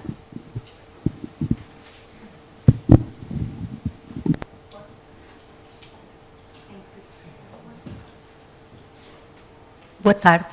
Eu sou a Leonor Duarte, pertenço à Academia Cidadã e faço parte do movimento Morar em Lisboa. E queria vos convidar para um encontro que vamos fazer no dia 3 de fevereiro, no Centro de Inovação da Moraria, um ano da Carta Aberta a Morar em Lisboa.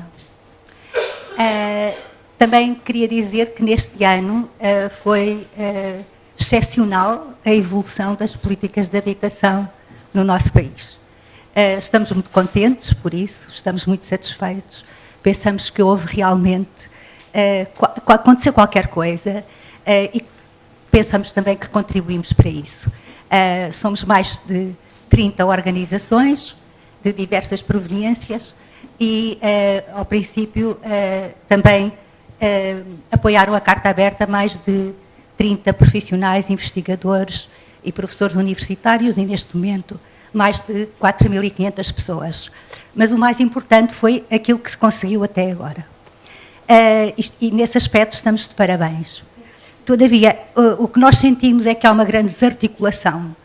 E a desarticulação entre os objetivos maiores a nível governamental e a própria criação da Secretaria de Estado da Habitação.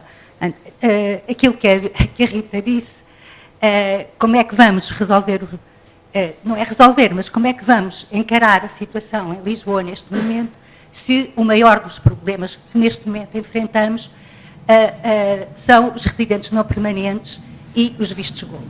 E isto ultrapassa largamente, como também a Helena Roseta disse, as políticas são globais, a política financeira, a política do imobiliário, a política do turismo, ultrapassa largamente o município. E também a nível do município nós vemos que houve uma evolução enorme relativamente à habitação. Mas, se não houver articulação com os planos estratégicos urbanos, estamos sempre em déficit. E estamos sempre a criar problemas. E estamos sempre a criar problemas de saúde mental. Porque, neste momento, todos os arrendatários da cidade de Lisboa estão com medo de ficar sem casa. Todos. Os prédios, nós estamos sempre atrasados relativamente à realidade. Neste momento, os prédios não estão a ser comprados já no areeiro, apenas. Os prédios estão a ser comprados com os inquilinos lá dentro, em Benfica. Os fundos imobiliários estão a comprar terrenos em Chelas. E, portanto, se calhar o próximo passo é comprar as casas aos moradores dos bairros sociais que são proprietários, porque têm vista para o rio. Portanto, nós estamos sempre atrasados relativamente à realidade.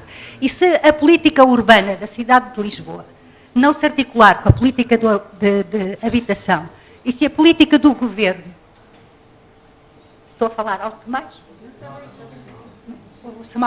E se a política do governo...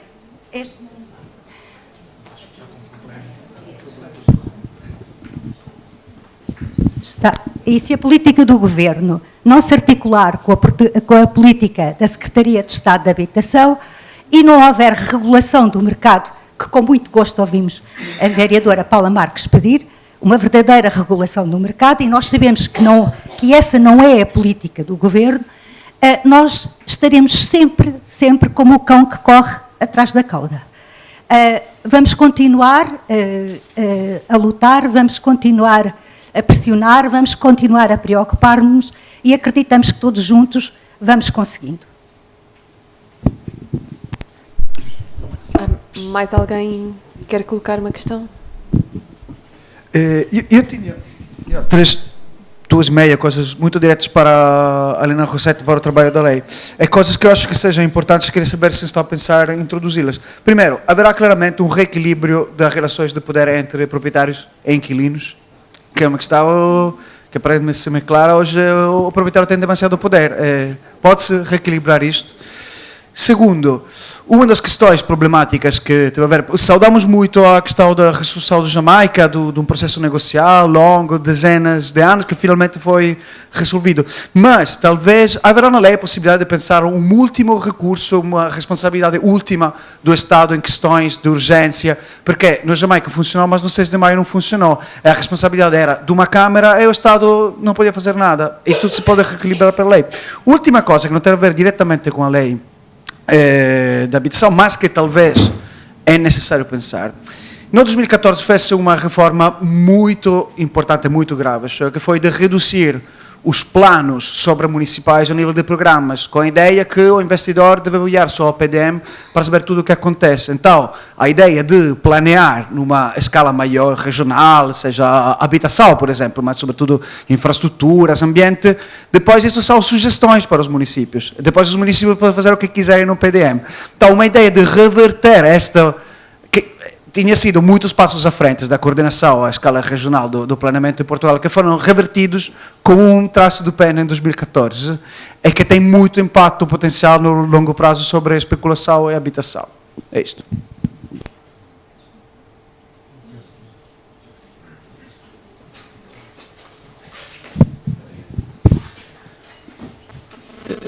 É muito rápido. Segundo os dados oficiais, não é? Temos 98% da habitação é privada. Sendo que, utilizando também a expressão que a Helena usou, 35% provavelmente é de inquilinos da banca. Portanto, 35% será da banca, que é o grande proprietário. Numa política nacional de habitação, isto vai ter de ser tido em conta.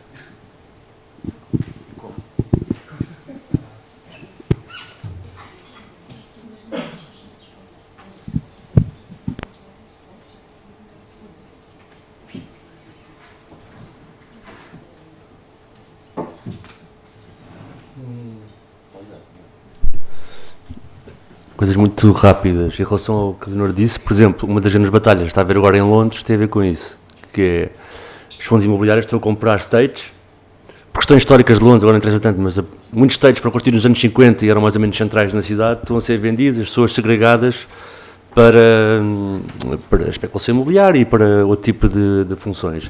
Aqui há a questão, grande parte dos bairros sociais, quer dizer, o público tem uma coisa a dizer sobre isto, portanto é um bocado difícil que se compre de repente um bairro em Chelas por ter vista.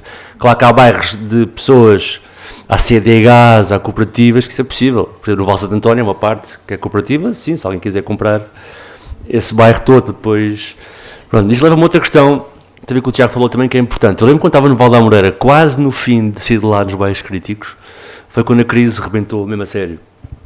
E as pessoas, por exemplo, que tinham comprado casa através dos CDHs, ao Iru, estavam a pagar quantias muito baixas à banca, nomeadamente ao Montepio, à Caixa, tanto valores de género de 30 euros por mês, 35. O que é que aconteceu? Com a crise a arrebentar, as pessoas deixaram de pagar, naquela lógica até de, eu resolvi isto, porque se eu não pagar 10 meses, depois é relativamente fácil arranjar o dinheiro para pagar tudo está atrás. Agora, o grande problema é que o banco não faz isso como faz uma Gebalis ou uma autarquia de negociar esse pagamento, não é? Então, o que acabava por discutir na altura era com o Brancos Mendes, era esta questão de, então, mas agora vai entrar uma nova política de habitação no futuro, eu tenho um CDH, imagina, enorme, daqueles de Val da Moreira, que tem centenas de inquilinos, e tenho um terço que pertence ao banco. E eu agora, o banco tirou as pessoas daquelas casas que não valem muito no mercado, valem tipo 14, 20 mil euros ainda hoje, e tenho um terço de inquilinos do banco e agora vou reabilitar e dar aos bancos. Portanto, é perverso, aqui coisas porque se tem que trabalhar que vão ser relativamente interessantes. Em relação aos TAPE, é verdade, mas isso é em todo lado, essa é a grande questão. Temos no mesmo território um CLDS, que é a Segurança Social, depois temos um TAPE, que é a Educação, e muitos, nem todos têm uma boa fé, ou seja, boa fé acredito que haja nas políticas, a questão é que querem apresentar como suas, não é? Esta é a política do Ministério da Educação, esta é a política da Segurança Social, esta é a política, vá lá, do Ministério do Ambiente, do Ordenamento do Território, e portanto, só com uma imposição muito forte, daquilo que eu conheço, são projetos especiais e que implicam que haja essa governação integrada. Por exemplo, nos bairros críticos no Val da Moreira só aconteceu uma coisa interessante, que era a escola era TAPE, também por causa disso, portanto, foi uma concentração de esforços de vários ministérios para ali, e então aquilo chegou a um ponto tal que os miúdos do TAPE, que depois é esta questão que é como a escola organiza, né? Depois os miúdos todos daquele lado, os miúdos são TAPE, é aquela turma, também essa questão que é importante, né? Que é segregar as turmas por mais mal comportados, etc. Mas aquilo chegou ao ponto que os alunos todos de outras escolas, e dentro da escola, queriam ir para turmas TAPE. Porquê? Porque os alunos tinham, imagina, associações locais e os músicos locais entravam dentro da sala de aula, eles iam a esses locais, sentiam uma afinidade entre a matéria e a sua base cultural, e, portanto já tinha exigências do que é ser turma TAPE. Por ser turma TAPE, de facto, não é? E hoje em dia há muitos artistas aí conhecidos da praça que vêm dessa turma TAPE. Por exemplo, o DJ Telly, que canta no Atento, foi por causa da turma TAPE. porque ele arranjou o computador, começou a ir ao estúdio de música da comunidade, começou a aprender a produzir música, não é? Pronto, acabou o tape, e os miúdos dizem, aquela escola agora é bem podre. Pronto. A questão é, muitas escolas também, quando entraram só o tape, numa de continuidade, só para continuar tipo de coisas, muitas vezes não aplicavam necessariamente aquilo que era pensado. E pronto, eu ficava por aqui.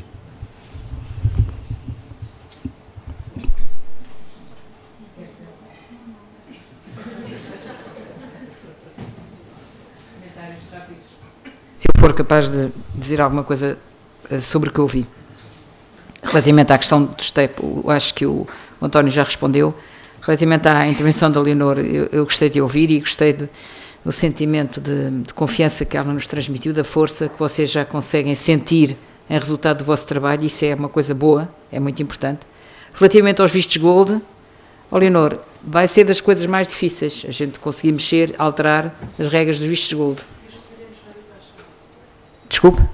Sim, ok. Vai ser das coisas mais difíceis, Eu tenho perfeita consciência que é um mecanismo que tem efeitos perversos neste momento muito grandes, mas também não vale a pena estar-vos a enganar. Sei que por trás deste mecanismo há a necessidade de captação de investimentos estrangeiros, portanto não vai ser fácil, não vale a pena estar aqui a dizer coisas da boca para fora que eu tenho a consciência que como deputada posso não conseguir, mas podem ter a certeza que irei levantar os alertas, porque eles são necessários e é preciso pôr alguma regulação também aí. Por exemplo, uma das pessoas que comentou no inquérito que nós fizemos do grupo parlamentar sobre estas matérias, precisamente a questão dos vistos gold, dizia, ok, então nós achamos muito bem vistos gold para comprar casas de $500 mil para cima, desde que não seja em Lisboa. Olha, no interior, vistos gold para o interior. Quer dizer, a gente tem que ter aqui alguma criatividade, podemos mudar as coisas, também há muitas quintas aí para comprar, pode haver outras coisas para fazer, pode haver investimentos para fazer noutros sítios. Portanto, não quero lançar pistas que não possam ser concretizadas, mas acho que esta é uma matéria que é dura e nós temos que trabalhar. Dizer relativamente à questão de que estamos sempre atrasados, eu tenho muita consciência disso, Leonor, tenho muita consciência disso, estamos sempre atrasados. Mas, ouça lá, já estou como diz a Alexandra, a gente faz o que pode fazer no nosso tempo, ou seja, em relação a isto, a gente diminuir esse gap, se diminuirmos esse atraso, e se pelo menos sentirmos, e isto para mim é uma consciência muito clara, se pelo menos sentirmos que algumas coisas nós conseguimos melhorar, já estamos a cumprir o nosso papel. O grande problema é quando a gente sente que está a fazer e o resultado é cada vez mais perverso. E esse feedback dos resultados perversos é que nós precisamos constantemente para afinar as políticas. Eu acho que o António deu uma data de exemplos de coisas que à partida podem ser geniais, mas depois na prática os resultados não são os que se pretendem. Portanto, precisamos muito desse feedback, quer dos cidadãos, quer da academia, dos investigadores, para corrigir as políticas e para reavaliar e para estar disponível para mudar. Relativamente às questões que lançou sobre o reequilíbrio entre proprietários e inquilinos, a sensação que eu tenho é que nem uns confiam nos outros, nem vice-versa, e ninguém confia no Estado. Portanto, em matéria de proprietários e inquilinos está toda a gente zangada. Os inquilinos porque tinham mais proteção e agora deixaram de ter, os proprietários porque acham que afinal de contas isto ia passar a ser livre e afinal já não é, e portanto está toda a gente zangada. E eu acho que quando estamos perante uma circunstância de interesses opostos em que está toda a gente zangada e não confiam sequer nas soluções que a legislação está a dar, nós temos que sair do quadro para tentar encontrar soluções fora. Portanto, é preciso encontrar soluções novas para fazer aqui algum reequilíbrio. Uma das soluções que é importante para criar maior confiança entre proprietários e inquilinos, do ponto de vista do lado dos proprietários, é termos os seguros de renda, e para os inquilinos também, mas do ponto de vista dos inquilinos, aquilo que eu acho fundamental foi o que a Ana Benavente disse, nós temos que dar aqui menor precariedade aos contratos de arrendamento. Estes contratos de arrendamento ditos de longa duração, que duram 3 anos, não é longa duração coisa nenhuma, que isto não é possível e temos que mexer nisto. Provavelmente não será a lei de base, será propriamente NRAU, o regime do arrendamento urbano. Vamos ter que voltar ao NRAU, ele não está a satisfazer nem um lado nem outro, está desequilibrado. E há uma matéria que eu acho que esteve no NRAU em 2006 e depois deitaram-na fora, mal, na minha opinião, e que é extremamente importante até também por causa dos prédios e da sua manutenção, é que foi desligar o preço da renda da qualidade da habitação. E isso é que eu acho que é uma coisa altamente negativa, porque se há uma azai para chatear as pessoas por causa dos preços, por causa de uma cerveja ou de um copo de não sei quê, ou de um horário que não está a ser cumprido, depois para a habitação não há azai nenhuma, quer dizer, é o que for. É pede o que quiser e quem quiser que pague, e se não quiser eu arranjo mais. Ou ponho no legente local ou faz outra coisa qualquer. Portanto, aqui há mesmo um desequilíbrio muito grande, eu acho que aí tem que haver um poder regulador maior, há um desequilíbrio muito grande. A questão do último recurso vai ficar na lei de bases, é fundamental, nós temos muita consciência, é chamar a atuação por necessidade urgente, e, portanto, essa necessidade urgente, se as instâncias municipais, por exemplo, não resolverem, a freguesia não resolver, o município não resolver, a Segurança Social não resolver, tem que haver um último recurso, isso é fundamental, é absolutamente fundamental. Quanto à escala regional de planeamento, aí era um outro discurso, eu não vou entrar nele agora porque havia planos regionais sim, e o João sempre os defendeu e até defendeu uma visão nacional, o PNPOT, mas não temos o poder político a essa escala, portanto há um desequilíbrio entre poder planear uma coisa para um território que depois não tem lá os responsáveis eleitos para responder por isso, portanto é um tema complicado. Se nós conseguirmos nos próximos anos pelo menos planear a nível regional, pelo menos a mobilidade e os transportes, eu acho que já damos um grande passo em frente, que é aquele disparate que o António falou. Diga? Para muitas pessoas mesmo, com os próximos anos. Sim, está bem, filha. De acordo, em termos de habitação, mas agora estava a falar de transportes. Ok. Pois, sabes que as coisas não são tão rápidas como... Eu sei. Pronto, Tiago, olha lá. Essa coisa de 98% da habitação privada, temos bem consciência disso, e que o banco, 35% são inquilinos do banco, eu tenho a maior consciência disso, mas também entrávamos aqui por um caminho complicado. Entramos já, é simples. Se tu, por exemplo, relativamente às hipotecas, tiveres avaliações que te digam, neste momento os preços estão a subir, portanto as coisas voltaram a subir. Mas houve um período durante a Troika que as avaliações não correspondiam àquilo que as pessoas tinham pedido. As pessoas estavam a pagar muito mais do que qualquer casa valia. E neste momento, como já estamos em bolha imobiliária, está a acontecer o mesmo. As pessoas estão a vender e a ganhar dinheiro por conta de valores que não são reais, que é especulativos. Se tu fizeres pressão sobre a banca para tornar os valores mais próximos daquilo que é a realidade, o que acontece é que os bancos vão à falência. Porque tem a grande parte dos seus ativos financeiros, grandes partes dos ativos estão em património imobiliário. Isto é um problema complexo, eu não sei como é que ele se resolve, mas tenho muita consciência, só para te dizer, a frase que eu costumo meter na cabeça, estou com Alexandre assim todos os dias que me levanto, a frase que eu costumo meter na cabeça é que o capital financeiro e capital imobiliário andam sempre de mãos dadas. Portanto, quando há especulação num, a especulação no outro é fatal como o destino. E, portanto, se a gente tenta controlar preços de um lado, aquilo vai arrebentar do outro, é fatal. E, portanto, temos que conhecer bem o fenómeno, e eu não conheço, não sou especialista em matéria financeira, nem pouco mais ou menos, mas o conhecimento que tenho de 40 anos de lidar com o imobiliário é que, de facto, andam sempre ligados.